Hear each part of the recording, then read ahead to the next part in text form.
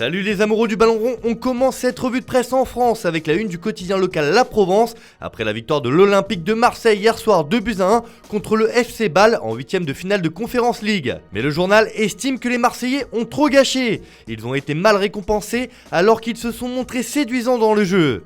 Les Olympiens ne sont pas à l'abri avant le match retour à Bâle, prévient encore le Canard. Même son de cloche pour l'équipe qui indique que l'OM aime les frayeurs. Mais ce n'était pas le seul club français à jouer hier soir.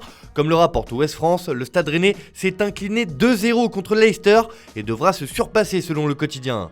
De son côté, l'AS Monaco s'est pris une claque 2-0 contre Braga en 8ème de finale d'Europa League cette fois. Pour Monaco Matin, l'ASM est si loin d'écart. Cette victoire de Braga est mise en avant au Portugal où Ojogo indique qu'ils ont un pied en quart. Pour Abola, les joueurs du Sporting sont des petits princes.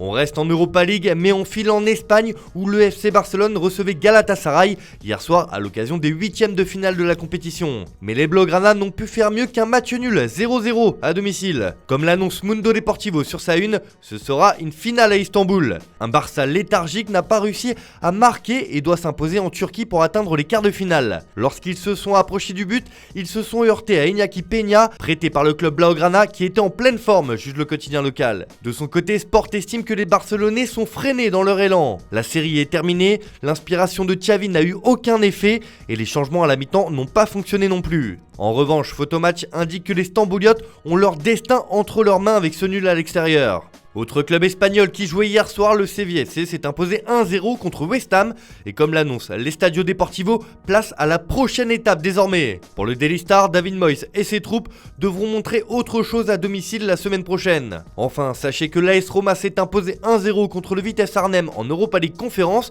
comme l'indique le Corriere dello Sport, alors que l'Atalanta est revenu de loin pour s'imposer 3-2 contre le Bayer Leverkusen, cette fois en Europa League.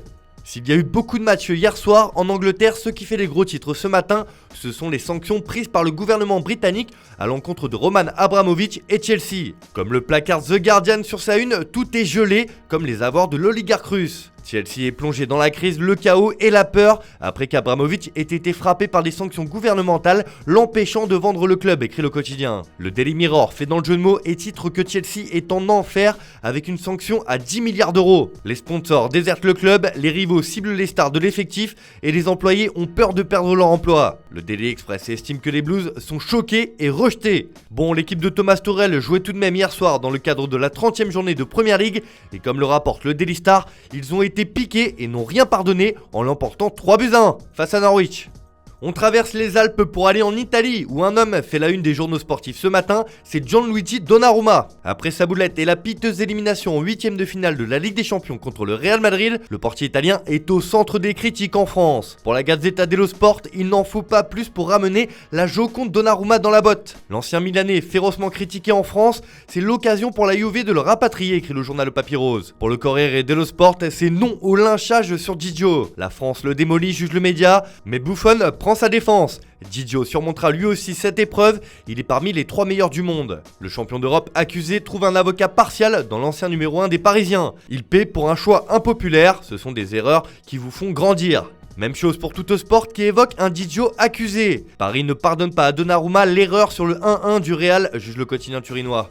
On retourne en Espagne où là aussi l'humiliation du PSG contre le Real fait encore couler beaucoup d'encre. Pour Marca, c'est d'ailleurs le coup de pouce qui manquait à Mbappé pour prendre sa décision concernant son avenir. La victoire surprise contre le PSG l'a finalement convaincu de la voie à suivre, un avenir dont il est question également dans les pages intérieures de l'équipe où c'est bien plus qu'un contrat à lui faire signer pour le club parisien.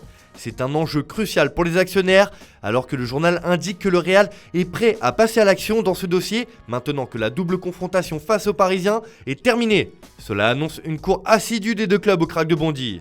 On termine en Espagne avec le grand monsieur de ce Real Madrid PSG, c'est évidemment Karim Benzema. Le quotidien AS a décidé de lui rendre un bel hommage après son triplé et sa prestation monstrueuse contre Paris. Pour le quotidien madrilène, il est déjà éternel. Benzema dépasse Di Stefano parmi les meilleurs buteurs de l'histoire du Real Madrid avec 309 réalisations. Il dépasse également Raoul en Ligue des Champions avec 67 buts. Cristiano Ronaldo est toujours en tête sur les deux tableaux, mais le Français fait déjà partie de ce groupe légendaire, juge le média.